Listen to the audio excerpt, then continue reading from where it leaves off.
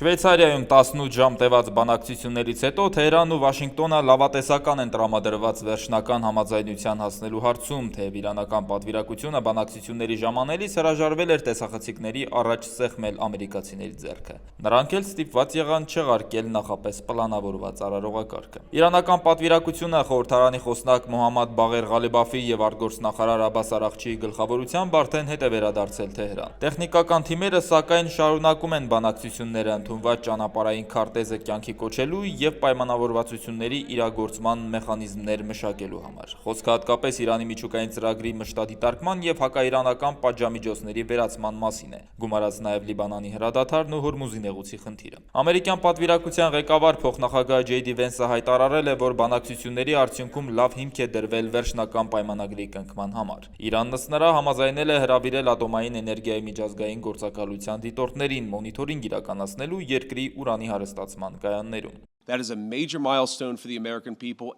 Սա կարևորագույն հանգրվան է Միացյալ Նահանգների համար եւ առաջին քայլը հիմնովին վերջ դնելու միջուկային զենք ստեղծելու ծրագրին Իրանում։ Օրեր առաջ ստորագրված հուշագրով Իրանը պարտավորվել էր չստեղծել միջուկային զենք, ինչը մշտապես պահանջում էր Միացյալ Նահանգները, սակայն միջուկային ծրագիրը փակելու եւ հարստացված ուրանի պաշարները երկրից դուրս բերելու որևէ պարտավորություն չի ստանձնել։ Առանցքային մյուս խնդիրը Իսրայելի կողմից Լիբանանի դեմ շարունակվող հարձակումն է։ Թեև Թեհրանն ու Վաշինգտոնը պայմանավորվել էին, որ հրադադար է հաստատվում բոլոր ճակատներում, այդ թվում Լիբանանում, սակայն Իսրայելը հրաժարվել էր ենթարկվել այդ պայմանավորվածությանն ու ավելի էր ինտենսիվացրել հարձակումներն Իրանի աջակցությունը վայելող Հեզբոլլահի դեմ։ Իրանն էլ զգուշացրել էր, եթե Իսրայելը չպահպանի հրադադարը, խաղաղություն չի լինի։ Այժմ ըստ Վենսի բոլոր ճակատներում հրադադար հաստատելու մեխանիզմ է մշակվում։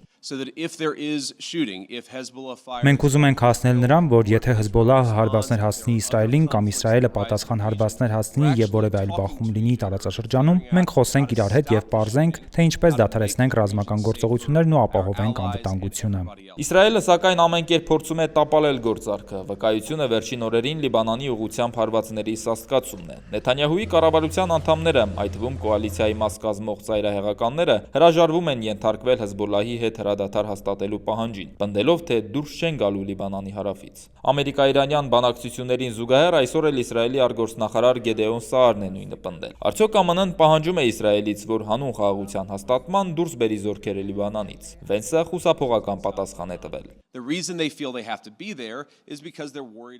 Նրանք ուզում են զորքերը պահել այնտեղ, որպեսզի Հեզբոլլահը չկարողանա հարվածել Իսրայելի հյուսիսային շրջաններին։ Մենք պետք է հասնենք նրան, որ մի կողմից Իսրայելի անվտանգությունը պաշտպանվի, մյուս կողմից Լիբանանի տարածքային ամբողջականությունը պահպանվի։ Դա պահանջելու է աշխատանք Լիբանանի բանակի հետ, նաև Իրանը պետք է սանձի Հեզբոլլահին։ Հատկապես Նեթանյահուի կառավարության մաս կազմող ծայրահեղական ուժերը կոշտ մոտեցում ունեն Իրանի հարցում եւ դեմ են հրադադարի հաստատմանը։ Հետևաբար ամերիկա-իրանյան բանակցությունները լուրջ դժգոհություն են հարուցել երկրի ներսում Իրանի դեմ պատերազմը տապալելու պատճառով։ Սա հիմա էլ ավելի է մեծացրել ճնշումը Նեթանյահուի վրա, այն էլ հոկտեմբերին սպասվող խորհրդարանական ընտրությունների շեմին, որոնք կարող են ճակատագրական լինել նրա խոցելի իշխանության համար։ Եթե Թրամփն օրեր առաջ Նեթանյահուի ողջախոհությունից էր դժգոհում ու զայրանում, թե ինչու է ասրում իրավիճակը, ապա երեք հենց բանակցությունների ժամանակ նորից Իրանին էր սպառնացել, թե կվերսկսի հարվածները, եթե չզսպեն Հեզբոլլահին։ Այս սպառնալիքից հետո իրանական պատվիրակությունը դադարեցրել էր անմիջական բանակցություններն ամերիկացիների հետ եւ ի նշան բողոքի հեռացել էր դահլիճից, եւ քննարկումները շարունակվել էին արդեն միջնորդների միջոցով։ Իրանական պատվիրակության ղեկավար խորհրդարանի խոսնակ Մոհամմադ Բաղեր Ղալիբաֆը հայտարարել էր, եթե այդ սպառնալիքները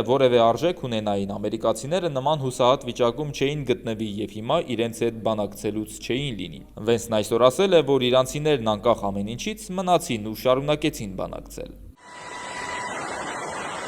ԱՄՆ-ն եւ Իրանը բանակցում են նաեւ մեխանիզմ ստեղծելու ուղղությամբ, որը թույլ կտա միշտ բաց պահել Հորմուզի նեղուցը։ Վերջին օրերին Իրանը կրկին փակեց այն պահանջելով, որպեսզի Իսրայելը դադարեցնի Լիբանանի դեմ հարձակում։ Ամերիկա-իրանյան հուշագրով Իրանը պարտավորվել է ապահովել առևտրային նավերի անցումը նեղուցով առաջիկա 2 ամսվա ընթացքում, առանց գումար գանձելու։ Սակայն ամրագրվել է, որ հետագա ռեժիմը կորոշվի Օմանի եւ Պարսից ծոցի արաբական այլ երկրների հետ միասին։ Ըստ էության Իրանն այդ փաստաթղթով չի զրկվել նեղուցը վերահսկելու լծակից, ինչը թե Թեհրանում, թե վերլուծական շրջանակներում մեծ ձեռքբերում են համարում։ Բացի այդ, ԱՄՆ-ն պարտավորվել էր աստիճանաբար վերացնել Իրանի դեմ սահմանված բոլոր պատժամիջոցները, հանել նավթի արտահանման արգելքն ու ապասարեցնել իրանական ակտիվները։ Ջեյ Դի Վենսն այսօր հաստատել է, որ պատրաստ են գնալ այդ քայլին, բայց պայմանով։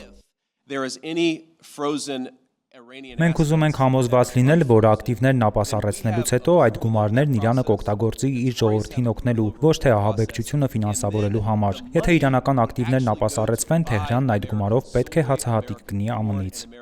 Այս ամենը սակայն իրականություն դառնալու համար նախ բանակցությունները պետք է հասնեն բարեհաջող ավարտի եւ ԱՄՆ-ն ու Իրանը վերջնական կնքեն խաղաղության պայմանագիրը։ Իրանի արտգործնախարարության խոսնակ Էսմայիլ Բաղային հայտարարել է, որ բանակցությունների ժամանակ պաշտպանել են իրենց կարմիր գծերը, իսկ մնացածը կախված է նրանից, թե որքանով ԱՄՆ-ն եւ Իսրայելը լուրջ կվերաբերվեն իրենց պարտավորություններին։ Այնպես որ շատ բան կախված է Իսրայելի գործողություններից։ Մինչ այդ պայմաններում ԱՄՆ-ում անցկացվող աշխարհի առաջնությանը մասնակցող Իրանի ֆուտբոլի հավաքականը կայացած երկու խաղում էլ պարտություն չի կրել եւ ոչ ոքի է ավարտել հանդիպումները, ինչը մեծ ոգևորություն է առաջացրել Իրանում։ Ահա թե ինչպես ենք պաշտպանում մեր երկիրը, գրել է Ղալիբաֆը հրապարակելով Բելգիայի հետ երեկ կայացած խաղից այս կադրը։